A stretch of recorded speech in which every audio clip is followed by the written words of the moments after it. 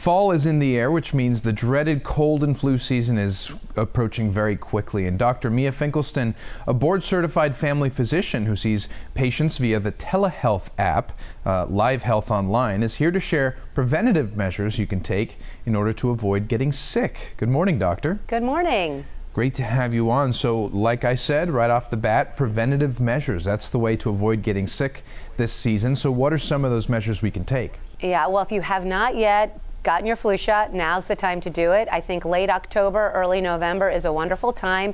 It will keep you protected throughout those peak flu months that we tend to see in January and February.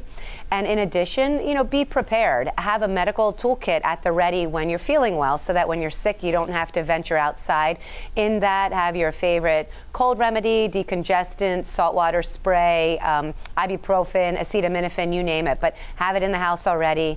And then also take inventory of yourself. Make sure that you are at your ready to handle an illness, or hopefully prevent one, of course, by making sure you put your best foot forward. And by that I mean check in with your sleep habits. Are you trying to get 7 to 8 hours consistently each night?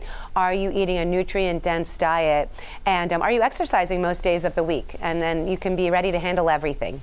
And when it comes to the flu and colds and allergies, some people might have a tough time differentiating the different symptoms with all of those. So how can we tell that it's just a little bit more serious than, say, an allergy?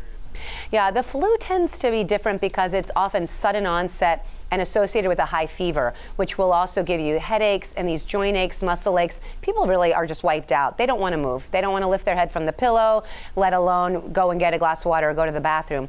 Whereas allergies, most people recognize a pattern, and if they know they're affected in the fall, they're going to be prepared. Usually there'll be a prodrome, like maybe a tickly throat, or they'll start to sneeze a little bit.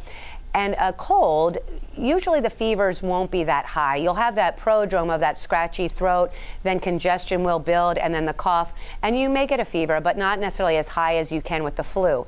Now, when you have the flu, you can also get some respiratory symptoms like a cough or that scratchy sore throat, but not always. And likewise, you can get some GI symptoms too, a little nausea, maybe some diarrhea, but again, not always. So the high fever and aches are the biggest differentiators there. And sometimes, especially as the seasons get busier and busier, people start flowing back into town, it can be tough to get in and see your regular doctor. So that's where sort of Live Health Online comes in, right? Absolutely. And I think for symptoms, if you have that fever, stay home because you're really contagious when you have that fever. But, video-based doctor solutions for patients are a wonderful way to connect to a doctor face-to-face when you need it, anytime, anywhere, and you're the driver, so when it's convenient for you. With Live Health Online, consumers can connect with a smartphone, a tablet, or a computer with a webcam and have a face-to-face visit with a U.S.-based board-certified physician like myself. The doctors that use Live Health Online can address most common medical problems that are non-emergent, colds, flus, to name a few. And we're available 365 days of the year, 24/7, and holidays. So go to livehealthonline.com for more information. That is fascinating. Medicine really is moving forward very quickly. Doctor, thanks for joining me. My pleasure. Thank you. You're welcome. All right. Stay where you are. We'll be right back.